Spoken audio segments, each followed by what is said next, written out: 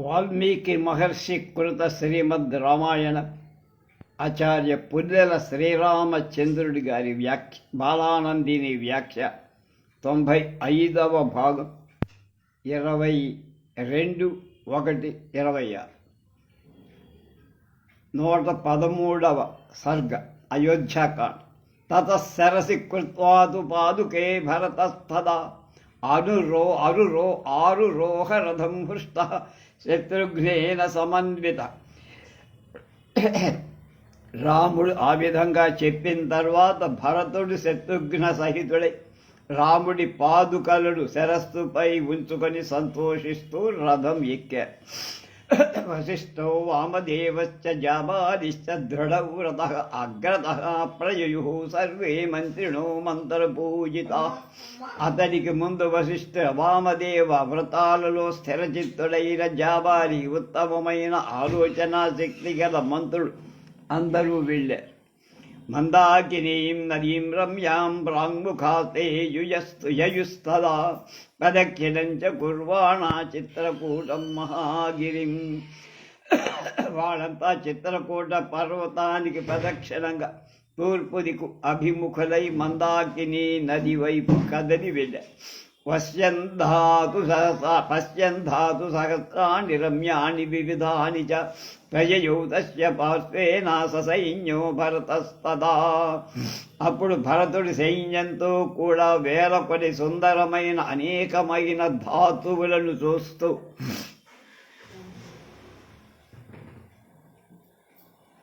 ఆ పర్వత పార్శ్వానికి ప్రయాణం చేసి వెళ్ళి అదూరా చిత్రకూటశ్చ దదర్శ భరతస్తదా ఆశ్రమం యత్ర సహా మునిర్భరద్వాజః కృతాలయ. అప్పుడు భరతుడు చిత్రకూటానికి దగ్గరలో ఉండే భరద్వాజ ఆశ్రమాన్ని చూశాను. తమాశ్రమమాగమ్య భరద్వాజస్య బుద్ధిమాన్ అవతేజి తథాత్మాదౌ వవందే భరతస్తదౌ. బుద్ధిమంతుడైన భరతుడు భరద్వాజుడి ఆశ్రమానికి వెళ్ళి రథం దిగి మహాముని పాదాలకి నమస్కారం చేశారు. తతో హృష్టో భరద్వాజో భరతం వాక్యమబ్రవీత్ అవికృత్యం కృతం తాత రామేణ చ సమాగతం. అతన్ని చూసి సంతోషించిన భరద్వాజ్, నీ పని పూర్తయిందా, రాముణ్ణి కలిశావా అని మాత్రమే అడిగా. ఏవ ముక్తః సతు తతో భరద్వాజేన ధీమత ప్రత్యువాచ భరద్వాజం భరతో భ్రాతృవత్సలః. ధీమంతుడైన భరద్వాజుడి మాటలు విని సోదరుడిపై ప్రేమ కల భరతుడు అతడితో ఇలా అన్నారు. సయాచ్యమానో గురుణా మయా చ దృఢ విక్రమ రాఘవః పరమ ప్రీతో వశిష్టం వాక్యమబ్రవీత్. దృఢమైన పరాక్రమం గల రాముడి గురువైన వశిష్ఠుడు నేను ప్రార్థింపగా అతడు సంతోషించి వశిష్ఠుడితో ఇలా చెప్పారు. పితుః ప్రతిజ్ఞాంతామేవ పాలయిష్యామి తత్పదః 14 సహస్రాణి యా ప్రతిజ్ఞా పితుర్మమ. 14 సంవత్సరాలు నేను అరణ్యంలో ఉండాలని నా తండ్రి చేసిన ప్రతిజ్ఞ నేను పాలిస్తా. ఏవ ముక్తో మహాప్రాజ్ఞో వశిష్ఠ ప్రత్యువాచ వాక్యజ్ఞో వాక్యకుశలం రాఘవం వచనం మహత్. మహాబుద్ధిశాలి, మాటలు చెప్పటంలో సమర్థుడు అయిన వశిష్ఠుడు ఆ మాటలు విని మాటలలో నేర్పరి అయిన రాముడితో ఇలా అన్నా. ఏతే ప్రయచ్చ సంహృష్టః పాదుకేమభూషితై అయోధ్యాయాం మహాప్రాజ్ఞా యోగక్షేమకరీ తవ. గొప్ప బుద్ధి గల రామా, నువ్వు బంగారంతో అలంకరించబడిన నీ పాదుకలు సంతోషపూర్వకంగా ఇవ్వు. అవి అయోధ్య నగరంలో ప్రజల యోగక్షేమాన్ని సమకూరుస్తాయి. ఏవ ముక్తో వశిష్ఠేన రాఘవః ప్రాంగుఖః స్థితః పాదుకే ఆదిరుహ్యైతే మమ రాజ్యాయ వై దదౌ. వశిష్ఠుడి మాటలు విని రాముడు తూర్పు దిక్కుకు తిరిగి ఈ పాదుకలు తొడుక్కొని రాముణ్ణి రాజ్యాన్ని నడపటానికై నాకు ఇచ్చారు. నివృత్తో హనుమజ్ఞాతో రామేణ సుమహాత్మన అయోధ్యామేవ గచ్చామి గృహీత్వా పాదుకే శుభే.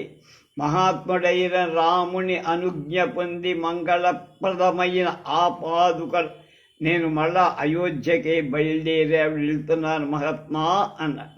ఏతత్ శ్రుత్వా శుభం వాక్యం భరతస్య మహాత్మన భరద్వాజ శుభతరం మునిర్వాక్యమువాచ. మహాత్ముడైన భరతుని మంగళకరమైన మాటలు విని భరద్వాజ మహర్షి ఎక్కువగా మంగళకరమైన మాటలే చెప్పారు. నైత చిత్రం వర వ్యాఘ్రాశీల వృత్తవతాం వర ఐదార్యం త్వయి తిష్టయత్తు విఘ్నే స్పృష్టమివోదకం.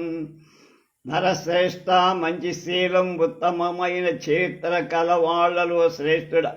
విడిచిన నీరు పల్లంలో నీళ్లు నిలిచినట్లు పూజ్యమైన లక్షణాలన్నీ ఇందులో నీలో ఉండటంలో ఆశ్చర్యం లే. అమృత స మహాబాహు పితా దశరథస్తవ యస్య త్వమీదృశః పుత్రో ధర్మజ్ఞో ధర్మవత్సల. ధర్మజ్ఞుడు, ధర్మంలో ఆసక్తి కలవాడు అయిన నీ వంటి వాడిని పుత్రుడిగా పొందిన నీ తండ్రి దశరథ మహారాజ్ మరణించని వాడే. సంవృతం ఋషిం మహాత్మా నముక్త వాక్యం కృతాంజలి అనుమంత్రయితుమారేభే చరణావుపగృహ్య చ. మహాత్ముడైన భరద్వాజముని మాటలు విని భరతుడు అంజలి ఘటించి అతని పాదాలు స్పృశించి నమస్కరిస్తూ ప్రయాణానికి అనుమతి కోరి తత ప్రదక్షిణం కృత్వా భరద్వాజం పునః పునః భరతస్తు యయో శ్రీమాన్ అయోధ్యాం సగమంత్రిభిః. శ్రీమంతుడైన భరతుడు భరద్వాజుడికి అనేక పర్యాయాలు నమస్కారాలు ప్రదక్షిణ పూర్వకంగా చేసి మంత్రులతో అయోధ్యకు వెళ్ళి యానైశ్చ శకటైశ్చైవ మహయైర్నాగైశ్చ చాసాం చ పునర్నివృత్తా విస్తీర్ణ భరతస్యానుయాయిని. ఆ విశాలమైన ఆ భరతుడి సేన అతన్ని వెంబడించి వాహనాలతో, బళ్లతో, అశ్వాలతో, గజాలతో తిరిగి అయోధ్య వైపుకు మరలి తతస్థే యమునాం దివ్యాం నదీం తీర్థోర్మిమాదిని దదృశస్తాం పునః పర్వే గంగాం శుభజ్జలాం నదీం. వాళ్ళంతా తరంగాల పంక్తులతో నిండిన శ్రేష్టమైన యమునా నది దాటి మళ్ళా పవిత్రమైన జలాలు గల గంగా నదిని కూడా చూశారు. తాం రమ్య జల సంపూర్ణాం సంతీర్య సహ బాంధవ శృంగివేరపురం రమ్యం ప్రవివేశ సైనిక శృంగివేరపురాధ్యూయ స్వయోధ్యాం సందదర్శ.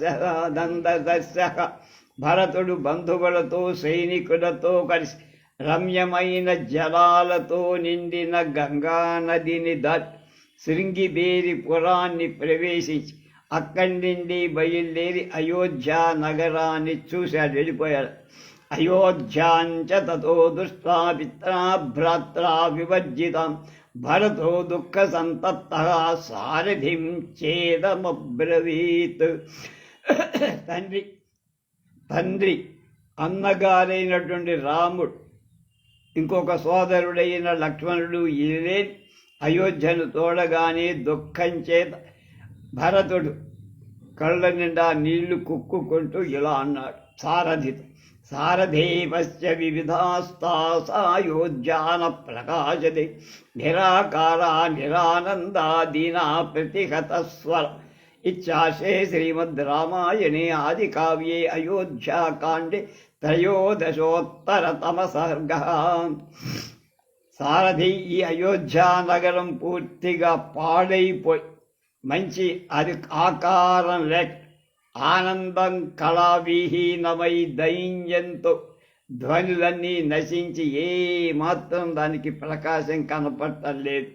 ఇది 113వ సర్గ. 114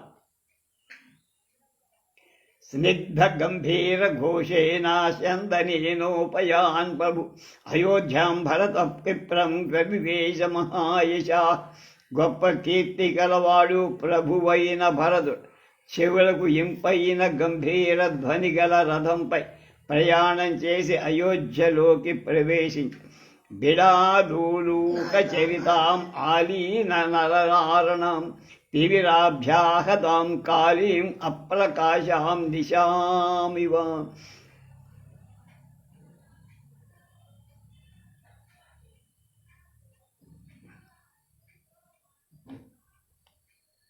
అయోధ్యలో పిల్లులు గుడ్డగూబలు తిరుగుతున్నాయి. మనుష్యులు కానీ ఏనుగులు కానీ బయటికి రావటంలా. అంచేత చీకటి ఆవరించగా ప్రకాశం లేని నల్లని రాత్రిలాగా అయోధ్య కనపడు. రాహు శత్రో ప్రియం పత్రీం శ్రియా ప్రజ్వలిత ప్రభాం గృహేణ అభ్యుత్థితైనైకాం రోహిణీమివ పీడితాం. ప్రకాశిస్తున్న కాంతి గలది, ఎదురుగా నిలిచిన క్రూర గ్రహాల చేత పీడింపబడేది చంద్రుడి ప్రియ భార్య అయిన రోహిణిల అయోధ్య కాంతి విహీనంగా ఉన్నది. అల్పోష్ణ క్షుబ్ధ శరీరాం ఘర్మోత్తప్త విహంగమాం లీన మీన జశగ్రాహాం కృశాం గిరి నదీమివ.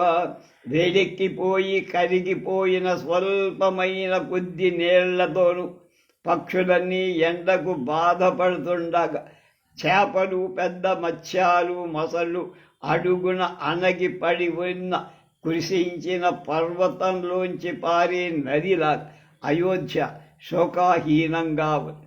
విధూమామి బహిమాభామధ్వరగ్నే సముత్థితాం సా హవిరభ్యుక్షితాం పశ్చాచ్చిభశిఖాం విప్రలయం గతాం. ప్రారంభమైన పైకి ఎగురుతూ ధూమం లేకపోవటం చే బంగారంలా ప్రకాశిస్తూ తర్వాత హవిస్సు వెయ్యగానే ఆరిపోయిన యజ్ఞంలోని అగ్ని శిఖలాగా అయోధ్య శోభావిహీనమై కనపడి విధ్వస్తకవచాం రుగ్న గజవాజి రథధ్వజాం హత ప్రవీరామాపన్నాం చమూవివ మహాకవి. ఘోర యుద్ధంలో కవచాలన్నీ బద్దలై ఏనుగులు గుర్రాలు రథాలు ధ్వజాలు కిందపడి ఉత్తమ వీరులంతా మరణించగా గొప్ప ఆపదలో ఉన్న సైన్యంలాగా అయోధ్య భయంకరంగా కనపడి సఫేనాం సస్వరాం భూత్వా సాగరస్య సముత్థితాం ప్రశాంతమారుతోద్ధూతాం జలోర్మిమివ విష్ణవన్నిస్వనాం. ఎక్కువ నురుగుతో ధ్వనితో లేచి ఇంతలో ప్రశాంతమైన వాయువు చెదగొట్టడం చేత ధ్వని లేకుండా పోయిన సముద్ర తరంగంలా ఆ అయోధ్య ఎలాంటి ధ్వనులు లేకుండా త్యక్వా యజ్ఞాయుధై సర్వైరభిరూపైశ్చ యాజకై శుచ్యాకాలే వినివృత్తే వేదిం గతరవామివ. ఆ యుగ సమాప్తి అయిన రోజులు గడిచాక చుట్టుప్రక్కల యజ్ఞాలకు సంబంధించిన ఉపకరణాలు ఉత్తములైనటువంటి ఋత్విక్కులు లేకపోవటం చే నిశ్శబ్దంగా ఉన్న యజ్ఞ వేదిక ఎలా ఉందో అలా ఉంది. గోష్ఠ మధ్యే స్థిత అమచితామాత్తామచరంతీం తృణం నభం గోవృషేణ పరిత్యక్తాం గవాం పత్నీమివోత్సుకాం. అయోధ్య వృషభం దూరంగా వెళ్ళిపోగా దానిపై అధికమైన ఆసక్తితో ఆర్తురాలి గోష్ఠ మధ్యంలో నిలబడి అంటే ఆవుల కొట్టంలో కొత్త తృణాన్ని అంటే కొత్త ఎండుగడ్డిని మెయ్యని లేక పచ్చిగడ్డిని మెయ్యని ఆవులాగా అయోధ్య కనబడి ప్రభాకరాజ్యై స్నిగ్ధై ప్రజ్వలభిరివోత్తమై వియుక్తామణిభిర్జాత్యైర్నవాం ముక్తావళీమివ. అయోధ్య చాలా ముందగా ఉన్నవి, జ్వలిస్తున్నట్లుగా ఉన్నవి, మంచి జాతికి చెందినవి అయిన పద్మరాగాది మణులు లేనటువంటి ముత్యాల హారంలాగా బోసిపోతుంది. సహసా చరితాం స్థానం బహిం పుణ్యక్షయాద్గతాం సంవృత జ్యుతి విస్తారాం తారామివ దివశ్యుతాం. అయోధ్య పుణ్యం క్షీణించటం చేత స్థానాల నుండి చెలించి కాంతంతా నశించగా ఆకాశం నుండి జారి తటారున భూమిపై పడి నక్షత్రంలాగా కలిపి పుష్పనందానద్ధాం వసంతాంతే మత్త భ్రమరనాదినాం ధృతదావాగ్రి విపులుష్టాం క్లాంతాం వనలతామివ. పుష్పాలతో నిండి మదించిన తొమ్మిదల రొదతో కూడిన వనలత వనాంతరాలలో దావాగ్ని చేత వేలికి ఏ విధంగా వాడిపోతుందో అలా ఉంది అయోధ్య. సమ్మూఢ నిగమాం స్తబ్ధాం సంక్షిప్త విపణావణం ప్రచ్ఛన్న శిశి నక్షత్రాం జామివ అంబుధైర్వృతాం. అయోధ్యలోని కార్యాలయాలని ఆఫీసులని ఏ పనులు లేకుండా పోయింది. ఎవడు నాథుడు లేడక్కడ. అంగళ్ళు ఉన్నటువంటి వీధులు మూతపడ్డాయి. ఈ విధంగా స్తబ్ధమై ఉన్న అయోధ్య మేఘం ఆవరించగా ఇంద్రుడు నక్షత్రాలు కనపడకుండా పోయిన ఆకాశం ఎలా ఉందో అలా అనిపించి క్షీణ పానోత్తమైర్భిన్నై శనావైరవి సంవృతాం హతశౌండమివాకాశే పానభూమిమసంకృతాం. చుట్టూ బద్దలైన ఉత్తమ పాన పాత్రలు పడి ఉండగా అంటే తాగేటువంటి పాత్రలు సంస్కారం లేక శాలాధ్యక్షుడు మరణించిన పానభూమిలాగా అయోధ్య కాంతి విహీనంగా వృక్షణ భూమి తలాం నిమ్నాం వృక్షణ పాత్రై సమావృతాం ఉపయుక్తోదకాం భగ్నాం ప్రభాం నిపతితామివ. నేల పగిలి పల్లంగా బద్దలైన పాత్రలు అటు ఇటు పడి ఉండగా తాగటానికి నీళ్లు లెక్క విరిగి నేలపై పడిన చలివేంద్రంలాగా అయోధ్య కనపడింది రాముడికి భరతుడి. విపులాం వితతాం చైవ యుక్తభాషాం తరస్వినాం భూమౌ బాణైర్వినిష్కృతాం పరిపతితాం జ్యామివాయుధాత్. దీర్ఘం పొడవైన తగిన తాళ్ళు కలది అయినటువంటి విశాలమైన నారి బలవంతుల బాణాల చేత ఛేదింపబడి ధనస్సు నుండి నేలపై పడితే ఎలా ఉంటుందో ఆ విధంగా అయోధ్య కనప సహసా యుద్ధ శౌండేన హయారోహేణ వాహితాం నిహతాం ప్రతిసైన్యేన వడవామివ మాతితాం. యుద్ధసూరుడైన రౌత్ తటారున యుద్ధ రంగానికి తీసుకొని పోగా అక్కడ శత్రువుల చేత చంపబడి నేలపై పడిన ఆడ గుర్రంలాగా ఆ అయోధ్య కనపడింది.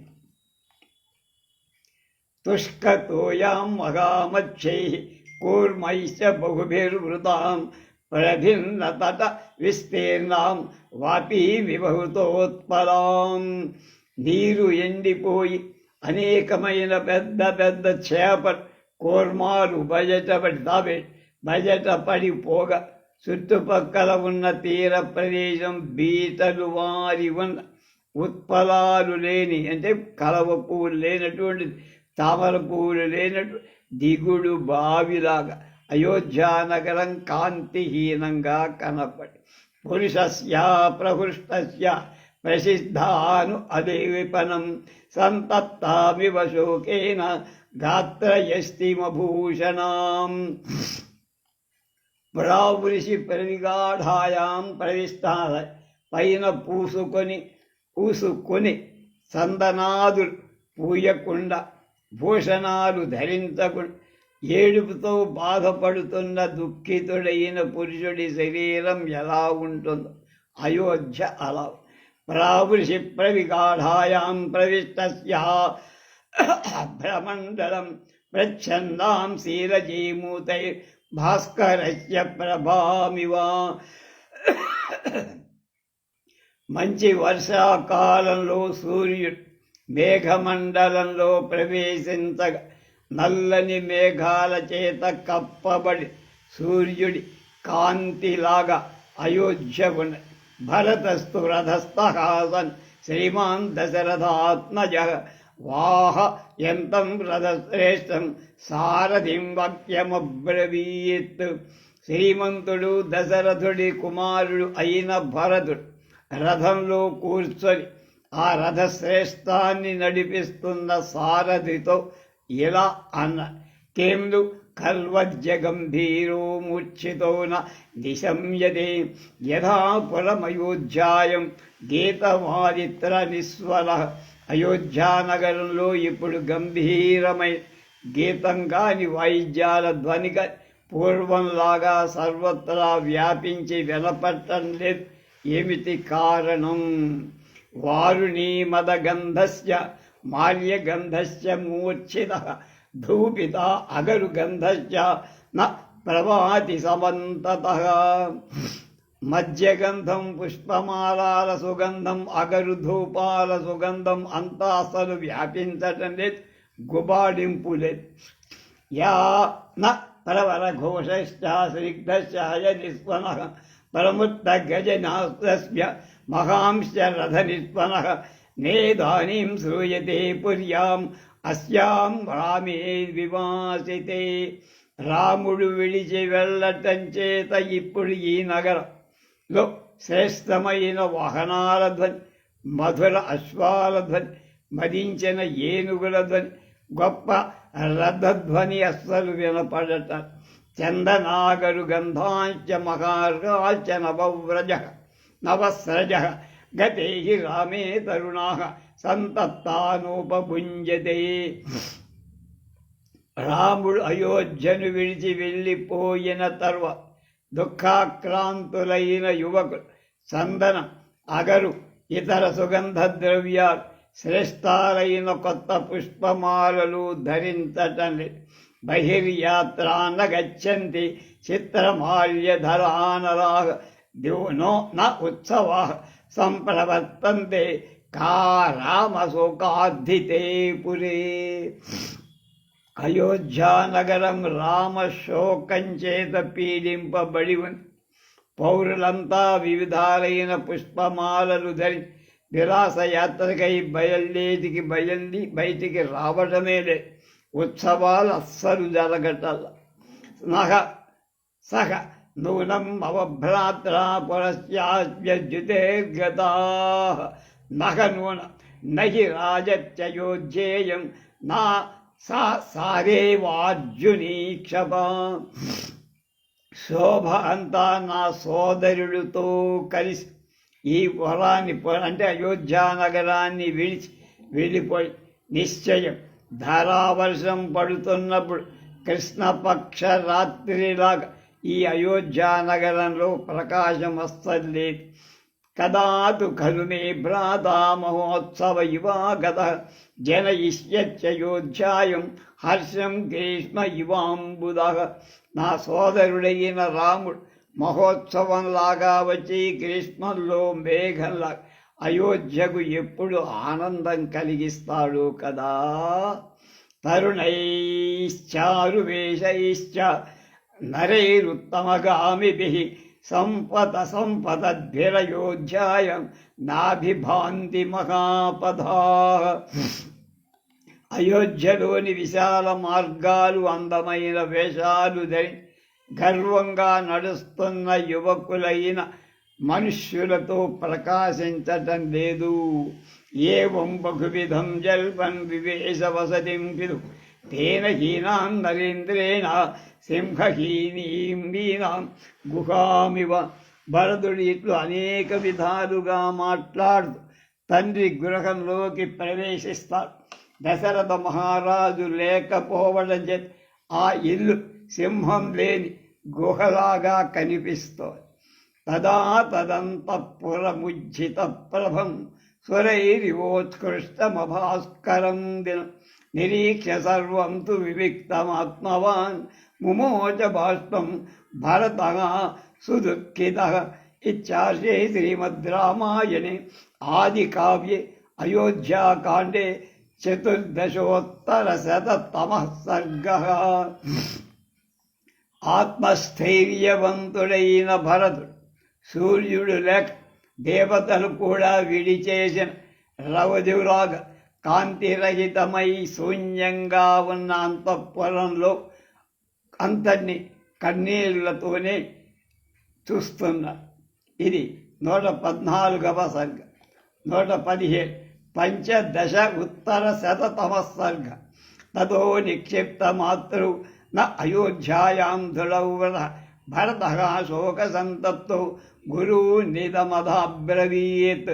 దృఢమైన వ్రతం కల భరత్ తల్లులను అయోధ్య చేర్చిన తర్వాత శోక సంతప్తుడై వశిష్ఠాది గురువులతో ఇలా అన్న: నందిగ్రామం గమిష్యామి సర్వానామంత్రయేజ్యవః తత్ర దుఃఖమిదం సర్వం సహిష్యే రాఘవం వినా. ఇప్పుడు నేను బయలుదేరి నందిగ్రామానికి వెళతా. తర్వాత మిమ్మల్ందరినీ వీడ్కోలుపు పలుకుతున్నా. రాముడు లేకపోవటం చేత కలిగే ఈ దుఃఖం అంతా ఇక్కడ అక్కడ నేనే వహిస్తా భరిస్తా.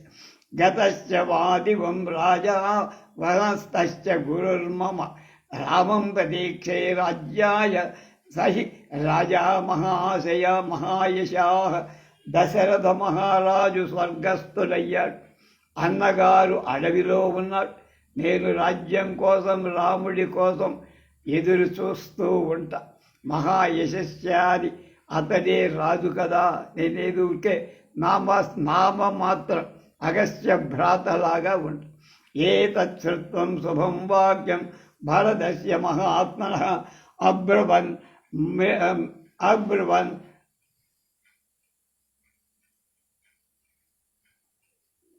మంత్రి నర్వే వశిష్ఠస్య పురోహితః.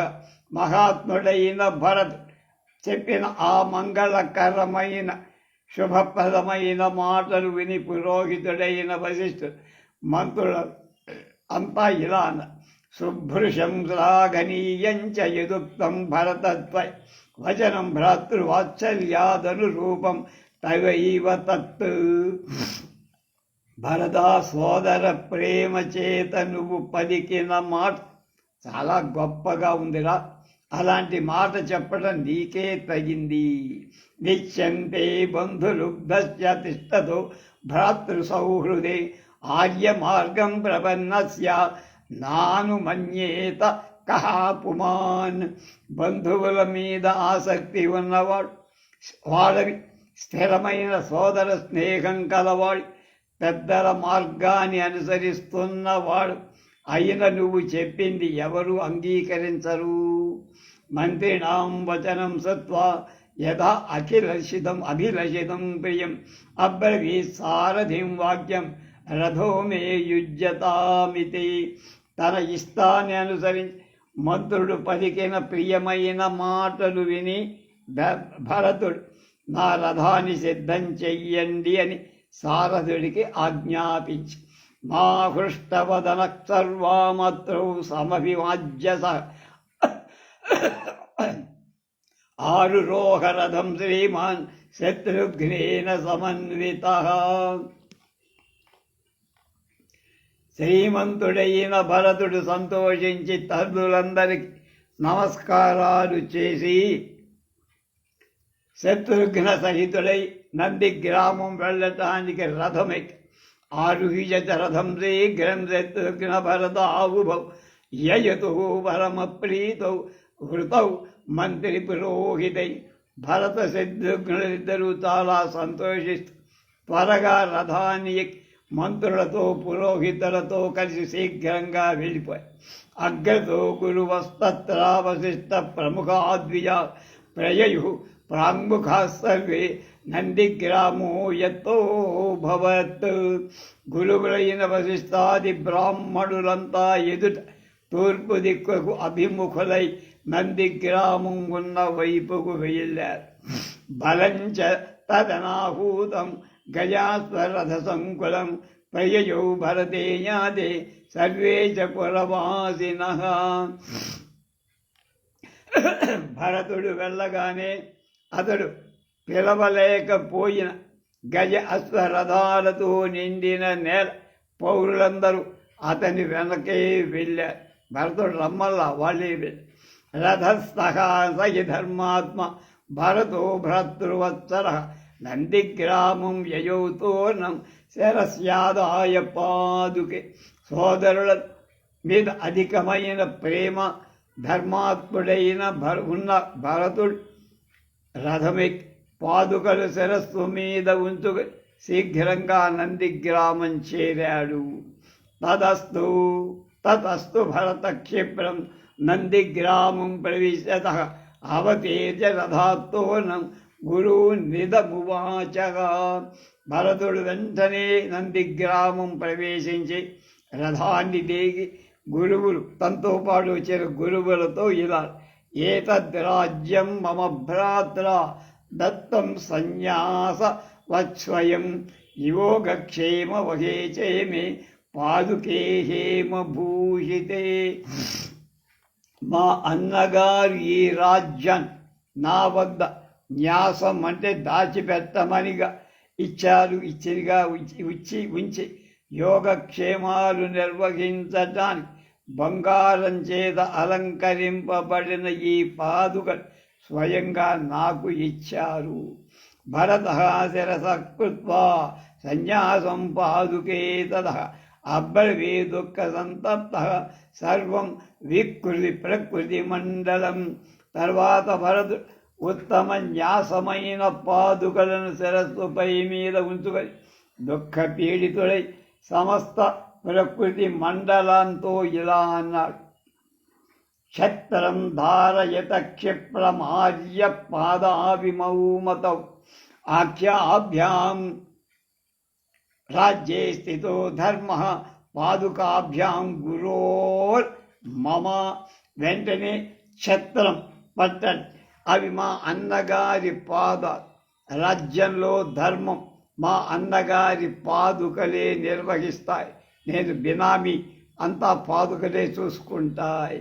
భ్రాత్రాహి మయి సన్యాసో నిక్షిప్తగా సౌహృదాయం మమిమం తమిమం పాలయిష్యామి రాఘవాగమం ప్రతి. నా మీద ఉన్న ప్రేమ చేత మా అన్నగారు రాముడు ఈ న్యాసాన్ని నాకు అప్పగించాడు. అంటే కాపాడమని చెప్పేది న్యాసం అన్నమాట. కనుక ఆయన వచ్చే వరకు దీన్ని నేను కాపాడాలి, పాలించాలి. క్షిప్రం సంయోజయిత్వాతు రాఘవస్య పునః పునః శరణౌ తౌతు రామస్య ద్రక్ష్యామి సహ పాదుకౌ. నేను స్వయంగా పాదుకలు రాముడు వచ్చేరక అతని పాదాలకి తొడిగి పాదుకలతో కూడి ఆ రామ పాదాలకి నమస్కరించడం చేస్తారు. తతో నిక్షిప్త భారోహం రాఘవేణ సమాగత నివేద్య గురవే రాజ్యం భజిష్యే గురువృత్తితాం. ఇప్పుడు రాజ్యభారం నా మీద ఉంచబడి, ఇప్పుడు నేనే రాజు, పాదుకా పట్టాభిషేకం అయిపోయి కనుక రాముడు వచ్చాగా నేను ఆయన్ను కలిసి ఆయన రాజ్యాన్ని మళ్ళీ ఆయన చేతిలో పెట్టేసి ఆయన సేవ చేస్తూ ఉంటా. రాఘవాయ సన్యాసం దత్వే మే వరపాదుకే రాజ్యం చేదమయోధ్య ధూత పాపోచ భవామి చ. నా దగ్గరగా న్యాసంగా ఉంచిన ఈ పవిత్రమైన పాదుకలు ఈ రాజ్యాన్ని అయోధ్యను కూడా రాముడి వచ్చిన తర్వాత తిరిగి సమర్పించి నా పాపాలు కడిగేసుకుంటా. అభిషిక్తేతు కాకుచ్చే ప్రకృష్టముదితే జనే ప్రీతిర్మమ యశశ్చైవ భవేద్రాజ్యాచ్చ దర్తుర్గుణం. రాముడు అభిషిక్తుడైన తర్వాత జనులంతా చాలా సంతోషంతో ఆనందిస్తారు. అప్పుడు నాకు రాజ్యం వల్ల వచ్చిన దానికంటే 4 రెట్లు ఎక్కువ ఆనందం కలుగుతుంది అని పాపం భరతుడు సంతోషిస్తూ చెప్పారు. ఏవంతు విలపందీనో భరత సమహాయశ నందిగ్రామే కరోద్రాజ్యం దుఃఖితో మంత్రిభిः సహా. కనుక మహాకీర్తిశాలి అయిన భరతుడు దుఃఖితుడై దైన్యంతో ఈ విధంగా ఏడుస్తూ నందిగ్రామంలో ఉంటూ మంత్రులతో కూడా రాజ్యపాలన చేశాడు.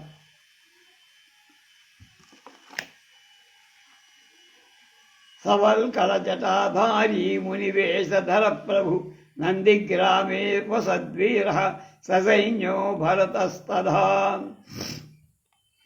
వీరుడు ప్రభువు అయిన భరతుడు నారచీరలను జటలను ధరి మునివేషంతో నందిగ్రామ సేనా సమేతుడై నివసించాడు. రామాగమనమాకాంక్షన్ భరతో భ్రాతృవత్సల భ్రాతుర్వచనకారీ చ ప్రతిజ్ఞాపారగస్తదా పాదుకే ప్రవిశిచ్యాధ నందిగ్రామే వసంస్తథా. సోదరుడి మీద ప్రేమ కల భరత్ రాముడి ఆజ్ఞ ప్రకారం ప్రవర్తిస్తూ తన ప్రతిజ్ఞ నిర్వర్తిస్తూ రాముడి పాదుకల అభిషేకం చేసి రాముడి రాకకు ఎదురు చూస్తూ నందిగ్రామంలో ఆ విధంగా నివసించారు. సవాలవ్యజనం ఛత్రం ధారయామాస స్వయం భరత శాసనం సర్వం పాదుకాభ్యాం నివేదయన్. భరతుడు ఆ పాదుకలకు సమస్త రాజకార్యాలు విన్నవిస్తూ వాటి స్వయంగా ఛత్ర చామరాలు పడుతుంది. ఆ రాముడి పాదుకలే రాముడి కింద భావించి తను ఏ పని చెయ్యాలన్నా ఆ పాదుకలకు చెప్పి అనుజ్ఞ పొందినట్టుగా భావించి కార్యక్రమాలు నిర్వర్తిస్తారు. తతస్తు భరత శ్రీమాన్ అభిషిచ్యార్య పాదుకే తదధీనస్తదా రాజ్యం కారయామాస సర్వదా. శ్రీమంతుడైన భరత్ అన్నగారి పాదుకల రాజ్యాభిషేకం చేసి వాటి కింద ఎప్పుడు బంటులాగా ఉండి రాజ్యపాలన చేశారు. తదా కార్యముపైతి కించిత్ ఉపాయనం లోచోపహృతం మహార్గం సపాదుకాభ్యాం ప్రథమం నివేద్య చకార పశ్చాత్ భరతో యథావత్. ఇత్యార్షే శ్రీమద్ రామాయణే ఆదికావ్యే అయోధ్యాకాండే 15 సర్గః. ఏ కార్యం వచ్చిన అమూల్యమైన ఏ ఉపాయం ఎవరైనా చెప్పిన భరతుడు ముందుగా వాటిని పాదుకలకు తెలిపి అంటే రాముడికి చెప్పినట్టుగానే చెప్పి తర్వాత ఏ విధంగా చెయ్యాలో ఆ విధంగా చేసేవారు. ఇది బాలానందిని వ్యాఖ్యతో 115వ సర్గ అయిపోయింది. రేపు 116వ సర్గ చేస్తాం.